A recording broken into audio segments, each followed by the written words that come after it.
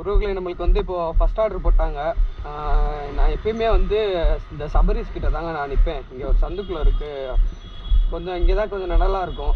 மற்ற சைடெலாம் நின்னோன்னா ரொம்ப கசகசன்னு அப்படியே வண்டி போயிட்டு வந்துட்டுமா இருக்குங்க. அதனால் அண்ணா 1847 2 மீல்.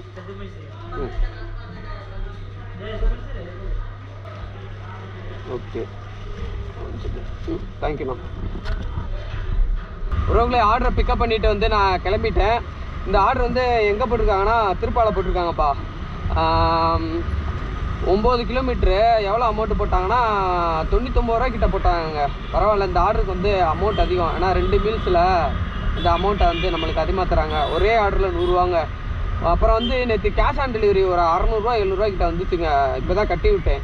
மதுரையில் வந்து மதுரைனாலாம் எந்த ஊரில் வேலை பார்த்தாலும், ஜொமேட்டோவில் வேலை பார்த்தாலும் சரி, இந்த கேஷ் ஆன் டெலிவரி அமௌண்ட்லாம் வருது பார்த்தீங்களா, அதை வந்து நீங்கள் என்ன பண்ணணுன்னா வந்த உடனே டக்கு டக்குன்னு அமௌண்ட் இன்றைக்கி எவ்வளோ கேஷ் ஆன் டெலிவரி அமௌண்ட் வந்திருக்குன்னு கட்டி விட்ருங்க. ஏன்னா உங்களுக்கு வந்து கணக்கு தெரியாதுங்க. இன்றைக்கி வந்து இவ்வளோ கேஷ் ஆன் டெலிவரி நம்மளுக்கு வந்திருக்கு அப்படின்றது கணக்கு தெரியாது. இன்னொன்று வந்து நீங்கள் வேலை பார்த்துக்கிட்டு இருக்கிறது வந்து அப்படியே அமௌண்ட் வர மாதிரி தெரியும், ஆனால் கையில் நிற்கிற மாதிரியே தெரியாது. அந்த மாதிரி ஃபீல் பண்ணுவீங்க. அது ஏன் தெரியுமா? நீங்கள் கையில் வந்து கேஷ் ஆன் டெலிவரி வச்சுருக்கனால தான் அந்த இது செலவாகும். அந்த செலவு பண்ணுறது நம்ம தெரியாமல் செலவு பண்ணிடுவோம். இல்லை சாப்பிடுவோம், டீ குடிப்போம், அதிலேருந்து தான் செலவு பண்ணுவோம். அதனால் என்ன பண்ணுறீங்கன்னா அக்கௌண்ட்டில் போட்டுட்டு டக்கு டக்குன்னு டெபாசிட் பண்ணி விட்ருங்க. அந்த பாலை வந்து ஒரு 8 கிலோமீட்டர் வரைக்கும் போகுங்க. இங்கே பார்த்தீங்களா, கலைஞர் நூற்றாண்டு நூலகம் தான் மதுரையில் இருக்கிறது. இது வந்து ஒரு கண்டினியூவாக ஒரு 8 கிலோமீட்டர் வரைக்கும் போகுங்க. அப்படி பைக்கில் போனோம்னா ஸ்வங்கின்னு போகலாம். ஸ்வங்கின்னு போனோம்னீங்களே, அங்கே கேமரா வச்சுருப்பாங்க, நோட் பண்ணிடுவாங்க, ஃபைன் போட்டுருவாங்க. இந்த பாலத்தில் ஏறினாலே அப்படி தாங்க தோணும். சில பேர் வந்து இந்த பாலத்தில் சில சம்பவம்லாம் நடந்திருக்குங்க. என் ஃப்ரெண்டு ஒருத்தனே பாவங்க வந்து கீழே விழுந்து மண்டையில் ஹெவியாக அடிபட்டு. நான் வந்து அப்போ வந்து சென்னையில் தாங்க இருந்தேன். நான் வந்து வெளியூரில் வேலை பார்த்துட்டு இருந்தேன். அப்போ வந்து இந்த காற்றாலை அதிலலாம் நான் முன்னாடி வேலை பார்த்துட்டு இருந்தேங்க. இந்த லாக்டவுனுக்கு அப்புறம் தான் வந்து இங்கே வேலை பார்த்தேனே. நான் வந்து ரீசெண்டாக வந்து நான் என்ன பண்ணேன்னா வெளியூரில் வேலை பார்த்துட்டு இருந்தேன். அந்த டைமிங்கில் தான் அவனுக்கு வந்து ஃப்ரெண்டுக்கு வந்து இந்த பாலத்திலலாம் ஆக்சிடென்ட் ஆச்சு. பின்னாடி வந்து மண்டையில் அடிபட்டு ரொம்ப ரொம்ப மோசமான நிலையில் இருந்தாங்க. அதுக்கப்புறம் சரிப்பட்டாங்க. இன்னொரு கேஸ் வந்து என்னடானா, இந்த பாலம் இருக்குது பார்த்தீங்களா, அந்த பாலத்துக்கு அங்கிட்டு அப்படியே விழுந்துட்டாங்க. அந்த பெண்டிங்கில் போய் டிவைடரில் மோதி அந்த சைடு விழுந்து ஸ்பாட் அவுட்டு இறந்துட்டாங்க அந்த பையனும். எதுக்கு தான் அந்த மாதிரி இடத்துலேருந்து வேகமாக போகணுன்னு தெரியல. சப்போஸ் நம்ம ஒரு சீரான ரோட்டில் கீழே விழுந்தா கை கால் உடையும், அது மாதிரி முடிஞ்சிடும்.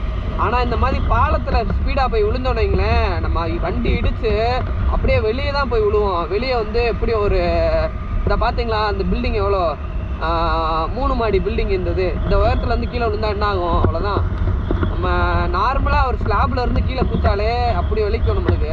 இப்போ 3 மாடி பில்டிங் அளவுக்கு பாலம் இருக்குது. அப்போ கீழே விழுந்தோன்னா என்ன ஆகும்? அதை யோசிக்க மாட்டாங்க ட்ராவல் பண்ணுறப்போ. ஒரு ரைடர்னால் ப்ராப்பராக வந்து ரூல்ஸை ஃபாலோ பண்ணி கரெக்டாக ஓட்டணும். புருன்னு விரட்டிக்கிட்டு போனோம்னா எவனாச்சும் குறுக்க வருவான், வந்துட்டேட்டா மாப்பிள்ள தேனியில் இருந்துன்னு அவனை இடித்து அப்படியே கீழே விழுக வேண்டியதான். அதுக்கப்புறம் வாழ்க்கை கேள்விக்குறியாகி ஒரு கால் உடஞ்சி 6 மாதம் 8 மாதம் பெட் ரெஸ்ட் எடுத்துகிட்டு டைமை வேஸ்ட் பண்ண வேண்டியதான். எதுக்கு அது? நம்ம பாட்டுக்கு அப்படியே பொறுமையாக மெதுவாக போக வேண்டியதான். காய்ஸ், கஸ்டமர்கிட்ட ஆர்டரை கொடுத்துட்டேன். கரெக்டாக இப்போ மணி வந்து 1:10ங்க. ரோடு வந்து ஃப்ரீயாக தான் இருந்துச்சு. டக்குன்னு வந்து கொடுத்துட்டேன். நம்ம பாலை ஏறினால டக்குன்னு வந்து கொடுத்தாச்சுங்க. 9.5 கிலோமீட்டருக்கு கரெக்டாக ரவுண்டாக 100 ரூபா போட்டிருக்காங்க. அண்ணா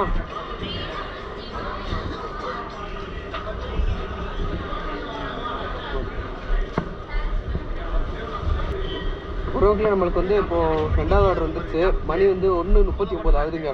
நான் வந்து அந்த திருப்பாலை ஆர்டரை போய் கொடுத்துட்டு நம்ம தெப்பக்குளம் சைடு போகலான்னு சொல்லிட்டு வந்துட்டு இருந்தேங்க. ஸோ தெப்பக்குளத்துலேயே இந்த சபரிஸ்னு ஹோட்டல் இருக்குங்க. அந்த ஹோட்டலில் தான் இப்போ நம்மளுக்கு 2வது ஆர்டர் வந்திருக்கு. இது இப்போ நான் எங்கே போகிறேன்னா ஏஞ்சல் நகர் வண்டியூர் போகிறேங்க. இங்கேருந்து கரெக்டாக இருந்தால் ஒரு 2 கிலோமீட்டர் வருங்க. உறவுகளே, கஸ்டமர் கீழே வந்து ஆர்டர் கொடுத்துட்டேன். இந்த ஆர்டர் வந்து 232 ரூபா கேஷ் ஆன் டெலிவரி போட்டிருக்காங்க. இன்றைக்கி நம்ம வந்து கேஷ் ஆன் டெலிவரி வேணான்னு நினச்சாலும் கேஷ் ஆன் டெலிவரி ஆர்டராக தான் போடுறாங்க. உறவுகளே, நம்மளுக்கு இப்போ வந்து 3வது ஆர்டர் வந்துருச்சு. இது வந்து மல்டி ஆர்டர் போட்டிருக்காங்க. இங்கே ஒரு பிரியாணியில் வந்து பிக்கப் போட்டிருக்காங்க. இதுக்கும் அதுக்கப்புறம் வந்து சபரிஸில் இப்போ நான் ஒரு ஹோட்டலில் போய் பிக்கப் பண்ணல, சபரிஸ் அந்த ஹோட்டலில் போட்டிருக்காங்க. டபுள் பிக்கப் போட்டிருக்காங்க. 2 ஆர்டருக்கு சேர்த்து வந்து எவ்வளோ போட்டாங்கன்னா 42 ரூபா போட்டாங்க. பக்கமாக தான் ட்ராப்பு. இப்போ இந்த ஆர்டரை வந்து பிக்கப் பண்ணியாச்சு. இப்போ போய் சபரீஸில் போய் பிக்கப் பண்ணணுங்க. பொருட்களே நான் இப்போ வந்து 2வது ஆர்டர் பிக்கப் பண்ணியாச்சு. நமக்கு எங்கே போட்டிருக்காங்கன்னா அது மீனாட்சி நகருங்க. இங்கே தான் பிக்கப். அதனால நம்ம அப்படியே சபரீஸ்க்கு ஆப்போசிட்டில் உள்ள ஏரியா, தெப்பக்குளம் சரௌண்டிங்கில் இருக்கிறது. பக்கமாக தான் போட்டிருக்காங்கங்க. இப்போ டைம் வந்து 2:25 ஆகுதுப்பா. அப்பா இந்த ஆர்டருக்கு பரவாயில்லைங்க, 64 ரூபா போட்டிருக்காங்க. மொத்தமாக நம்ம எவ்வளோ பார்த்துருக்கோம்னா 218 ரூபா பார்த்துருக்கோம். 3 ஆர்டர் முடிச்சிட்டோங்க. இப்போ வந்து நம்ம ஜோனுக்குள்ளே தாங்க இருக்கோம். இந்த தெப்பக்குளம் சைடு தான் இருக்கோம். நமக்கு எப்படியும் அம்மன் வெஜ்ஜு இல்லாட்டினா சபரீஸ் மறுபடியும் ஆர்டர் வருங்க. அப்படியே ஜோனுக்குள்ளே போவோம் நம்ம. ரோகில் நம்மளுக்கு வந்து இப்போது 4வது ஆர்டர் இருந்தாச்சு. இங்கே வந்து பக்கமாக தாங்க போட்டிருக்காங்க. வெறும் 32 ரூபா ஆர்டருங்க. கஸ்டமர் லொக்கேஷன் வந்து ஆர்டரை கொடுத்தாச்சுங்க. அப்பா இந்த கஸ்டமர் எப்பா இது வரைக்கும் இந்த மாதிரி ஒரு கஸ்டமரை பார்த்ததே இல்லைங்க லைஃப்பில். சரி லூஸு மாதிரி லொக்கேஷனை எங்கனக்குள்ளேயே போட்டு மார்க் பண்ணிவிட்டு நம்ம உசுரை போட்டு வாங்கி தொலைக்கிறதுக்குனே வருதுங்க. சரி ரோகில் இப்போ வந்து நம்மளுக்கு எஃபி கேக்கில் ஆர்டர் வந்துச்சு. இங்கே வந்து பார்த்தா ட்ரீம் கேக்கு, அதுக்கப்புறம் வந்து சாக்கோ வெண்ணிலா கேக்கு 2 ஆர்டர் போட்டிருந்தாங்க. அதில் சாக்கோ வெண்ணிலா இல்லை போலங்க. எனக்கு நல்ல வேலைங்க 1 kg தூக்கி எனக்கு கொடுக்க தந்தாங்க. நானும் பார்க்குறேன் என்னடா அது 1 kg கேக்கு அப்படின்ட்டு. இதில் சாக்கோ வெண்ணிலா கேக்கு ட்ரீம் கேக்கு தான் போட்டிருக்கு. அவர் நேரம் வந்து 1 kg கேக்கை தூக்கி எனக்கு கொடுக்குறாரு. அப்புறம் என்ன ப்ரோ 1 kgலாம் கேக் இல்லை ப்ரோ அப்படின்னு சொல்லிட்டு, இந்த சாக்கோ வெண்ணிலா கேக் இல்லை போல் இங்கே பிரான்ச்சில். அதனால் வந்து கஸ்டமர்கிட்ட பேசிவிட்டு வேறு கேக் வச்சு விட்டாங்க நமக்கு.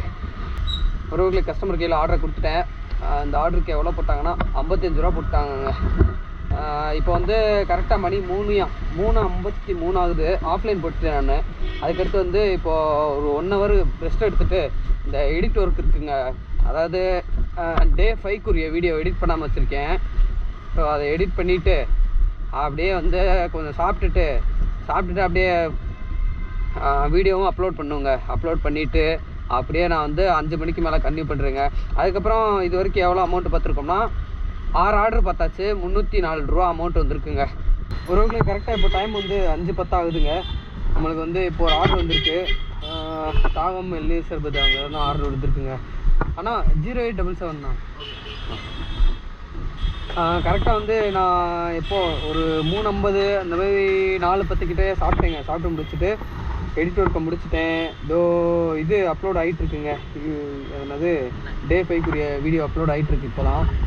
தேங்க்யூண்ணா.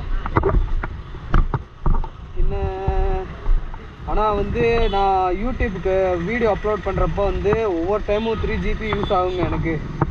இப்போ அதுக்கு வந்து நான் என்ன 69 போட்டு அதுக்கப்புறம் அந்த ரீசார்ஜ் பண்ணி அதுக்கப்புறம் தான் வீடியோவே அப்லோட் பண்ணுவேன். இதே மாதிரி நான் யூடியூப்பில் எத்தனை வீடியோ அப்லோட் பண்ணியிருக்கேனோ அது எல்லாத்துக்குமே நான் ரீசார்ஜ் பண்ணி தாங்க அப்லோட் பண்ணுறேன். ஏன்னா நமக்கு தேவைன்றது வந்து எந்த ஒரு செலவு இல்லாமல் பண்ண முடியாது. அது போக வந்து இந்த இருக்குது பார்த்தீங்களா அந்த ஃபிலிமரா ஆப்பு, இதுக்கு வந்து ஒரு மாதம் 249 ரூபா பே பண்ணி அதுக்கும் வந்து எப்படி சொல்கிறது, அதுக்கும் தனியாக ஒரு செலவாகுது. மாதம் ஒரு 249 ரூபா இதுக்கு டாப்அப் பண்ணி அதுக்கப்புறம் ரீசார்ஜ் அது இது பண்ணால் தான் வந்து எக்ஸ்போர்ட் பண்ண முடியுங்க. ரீசார்ஜ் பண்ணால் தான் இந்த ஆப்பில் வந்து எடிட் பண்ணுறதுக்கு எல்லாமே எக்ஸ்போர்ட் பண்ண முடியும். ஏபிகே மோடு ஆப்பு அதெல்லாம் இருக்குது. அந்தளவுக்கு வந்து இந்த மியூசிக் ஆட் பண்ணுறது, ஃபைல்ஸ் வந்து இந்த ஒவ்வொரு ஸ்க்ரீனில் வந்து ஸ்க்ரீன் மாறுறப்போ அந்த எடிட்டிங்கு அதெல்லாம் பண்ண முடியாதுங்க ஏபிகே மோடில். கெயின் மாஸ்டர் யூஸ் பண்ணிகிட்டு இருந்தேன். அது வந்து எனக்கு பிடிக்கல. ஒவ்வொரு வீடியோவுக்கும் ஒன்றா போட்டு லோட் பண்ணுற மாதிரியே இருக்கா. அதனால் வந்து கெயின் மாஸ்டர் நான் வந்து வெறுத்துட்டேன். ஒவ்வொரு வீடியோவும் அப்லோட் பண்ணுறப்ப இப்போ ஒரு வீடியோ இருக்குன்னா அந்த வீடியோ அப்லோட் பண்ணுறப்போ ஒரு டைமிங் ஓடும், அடுத்த வீடியோ ஒரு டைமிங் விடும். இப்படி ஒவ்வொரு வீடியோவுக்கும் டைம் எடுத்து ரொம்ப பண்ணிச்சா டைம் ரொம்ப வேஸ்ட் ஆகுதுன்னு சொல்லிட்டு அந்த ஆப்பை விட்டுட்டு இப்போ ஃபிலிமரா ஆப்புன்னு சொல்லிட்டு யூஸ் பண்ணுறீங்க. இது மாதம் 249 ரூபா தான். அதுனா எவ்வளோ திரும்ப கட்டணும்? கெயின் மாஸ்டரில் 500 சில்லரை கட்டணுங்க. அந்த அளவுக்கு ஒர்த்து இல்லைங்க. இதுவே ஓகே தான், பரவாயில்ல, நல்லா பெஸ்ட் ஆப்பாக தான் இருக்குது எடிட்டிங்க்கு, வீடியோ எடிட்டிங்க்கு.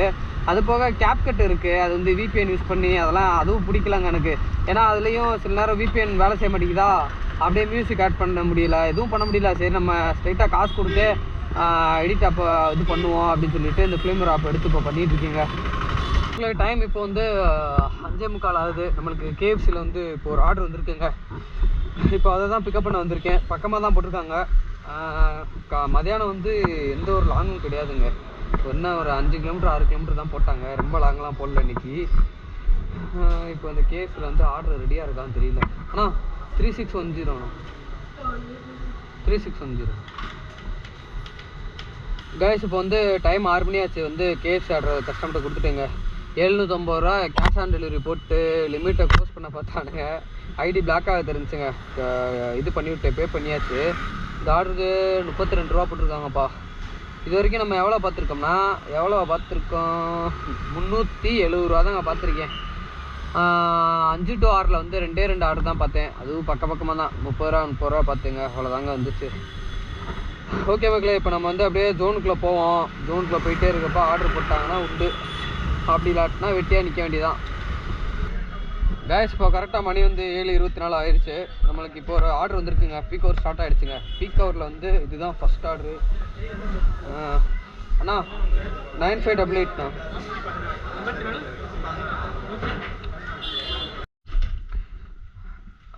உறவுகளே, கஸ்டமர்கிட்ட வந்து ஆர்டரை கொடுத்துட்டேன். கரெக்டாக ஒரு 1/4 மணி நேரத்தில் வந்துட்டேங்க. டிராஃபிக் அவ்வளோவா இல்லை. அப்போ 50 ரூபா போட்டிருக்காங்க அந்த ஆர்டருக்கு. எவ்வளோ 517 ரூபா பார்த்தாச்சு. எங்களுக்கு வேறு கேஷ் ஆன் டெலிவரி கட்டணுங்க. உங்களுக்கு வந்து அடுத்த ஆர்டர் வந்தாச்சு. நான் வந்து கோரிப்பாளையம் தாண்டி வந்துட்டு இருந்தேங்க. நல்ல வேளை நான் வந்து சிம்மக்கல் சைடு போகலான்னு பார்த்தேன், திரும்பலான்னு பார்த்தேன். அந்த பாலத்தில் வந்துட்டு இருக்கப்பயே வந்து நம்மளுக்கு ஆர்டர் போட்டாங்கப்பா. நீங்கள் அம்மன் வெஜ்ஜில் போட்டிருக்காங்க. எங்கள் இதுவும் பக்கமாக தான் போட்டிருக்காங்க. இன்றைக்கி ஃபுல்லாக வந்து எல்லாம் வந்து பக்கமாக தாங்க போடுறாங்க. லாங் ஆர்டரே இல்லைங்க இன்றைக்கி. அமௌண்ட்டும் ஏறல. ஆனால் 6845ண்ணா. உறவுகளே, கஸ்டமர் கீழே வந்து ஆர்டரை கொடுத்துட்டேன். அந்த ஆர்டருக்கு வந்து எவ்வளோ 44 ரூபா போட்டாங்கப்பா. இந்த அடுத்த ஆர்டரும் போட்டாங்க.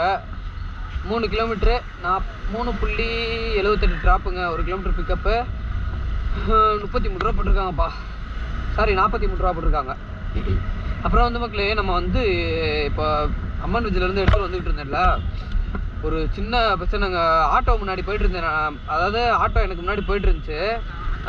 சரி, நான் பின்னாடியே போயிட்டு இருந்தேங்க. நான் ரைட் ஏறலான்னு பார்த்தேன். சரி, நானும் லைட்டாக ரைட் ஏறினேன். அந்த ஆட்டோவுக்கு மறைஞ்சு அந்த சைட்லேருந்து மாடு வந்திருக்கும் போல். இங்கிட்டிருந்து ஒரு NS பைக்குங்க.